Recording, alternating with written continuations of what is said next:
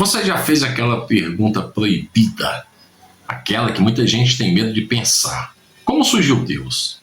Pois é, uma pergunta que pode até soar atrevida. Afinal, como algo formado como eu e você ousaria dizer quando o seu Criador surgiu? Como era antes dele? Ou até existe antes para Deus? Vamos inverter sentidos e entender isso. Vem comigo.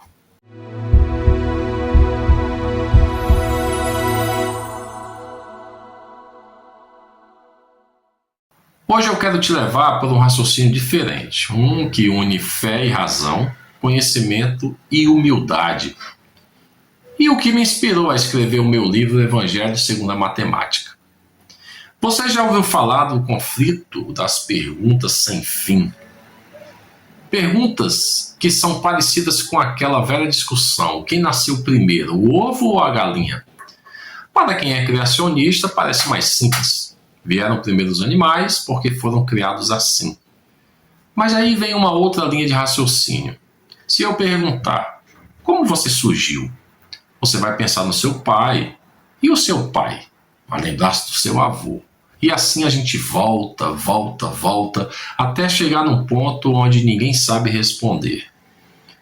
Quem acredita no relato bíblico chega até Adão.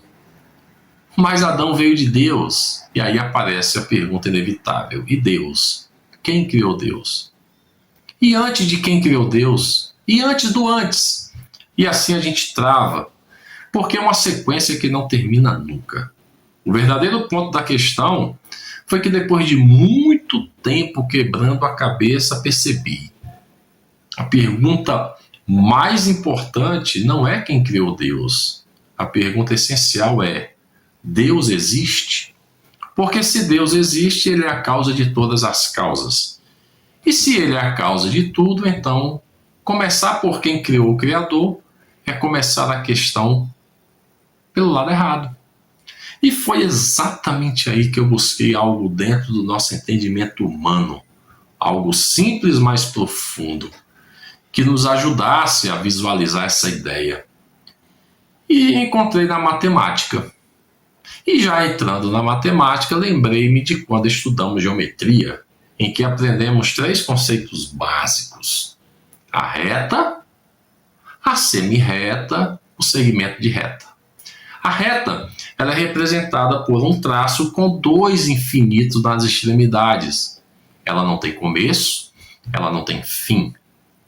Nós não sabemos onde ela surgiu, mas mesmo assim aceitamos que ela existe. A semirreta é um traço com início, mas não tem fim. E o segmento de reta é limitado, tem começo e fim.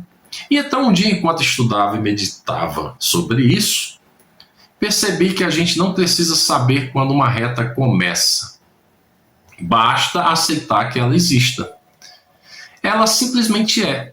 Aí me perguntei: e se Deus for como a reta, sem início e sem fim, eterno por definição?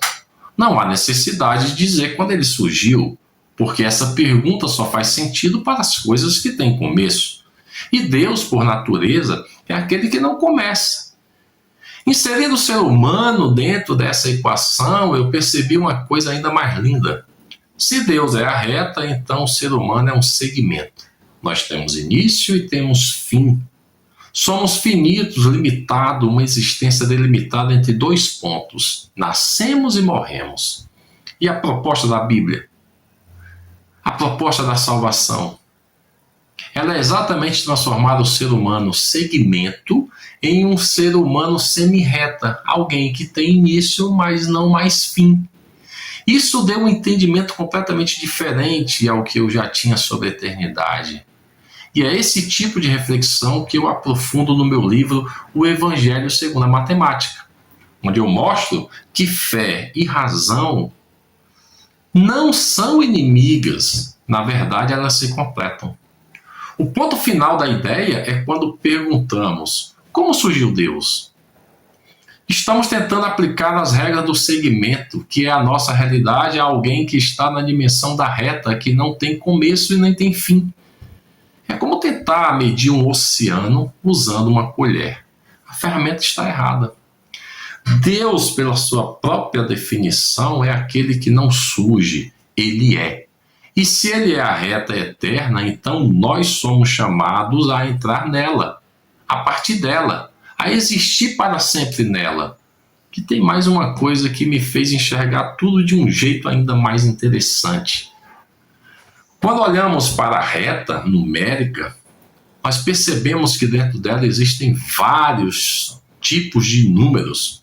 Números inteiros, fracionários, positivos, negativos, pares, ímpares, primos, racionais, irracionais. Cada um com sua característica, seu comportamento, sua função na matemática. E aí eu percebi algo poderoso. Assim como os números, nós também pensamos ser completamente diferentes uns dos outros. Uns se acham melhores, outros piores. Alguns se sentem mais importantes, outros se sentem descartáveis. Mas quando você coloca tudo isso dentro da reta, tudo faz parte do mesmo campo infinito. No fim das contas, somos exatamente isso. Números finitos dentro do infinito. Um ponto dentro de algo muito maior. Único, sim, mas igualmente pequenos diante de Deus, que é a reta infinita. E quando entendemos isso, a soberba cai, a comparação perde sentido, e o que sobra é a consciência de que todos nós estamos no mesmo traço, e todos podemos caminhar na direção da semi-reta, para uma existência sem fim. Se essa reflexão ela fez sentido para você, se te ajudou a enxergar Deus por um ângulo novo, eu quero te convidar a conhecer o meu livro, O Evangelho segundo a Matemática. Nele, eu aprofundo como fé e razão podem caminhar juntas e como a matemática pode nos ajudar a entender conceitos espirituais que parecem impossíveis de compreender. E claro, se você gosta de pensar diferente, de analisar suas próprias crenças e de olhar para dentro antes de apontar para fora, esse é exatamente o propósito do meu canal Invertendo Sentidos. Aqui, toda semana ou todos os dias, uma vez por mês, eu trago reflexões, provocações inteligentes e caminhos para fortalecer suas convicções sem precisar atacar ninguém. Se inscreva no canal, compartilhe o vídeo, ative o sininho e deixe nos comentários qual pergunta você gostaria que eu respondesse nos próximos vídeos. Porque é assim que a gente cresce juntos, olhando para dentro e invertendo o sentido. No próximo vídeo, eu vou trazer um conceito ainda mais profundo, que as retas paralelas podem ter um ponto em comum. Ou seja, como crenças diferentes, ateu e crente, islâmico, cristãos, religiões e visões opostas podem ser um, assim como o Pai é um com o Filho. Mesmo eu e você caminhando em direções diferentes, conseguimos ser um. Esse é o tipo de reflexão que ajuda a gente a entender o outro sem precisar atacar e entender a nós mesmos sem precisar vencer debates. Marcos Amaro, Invertendo Sentidos.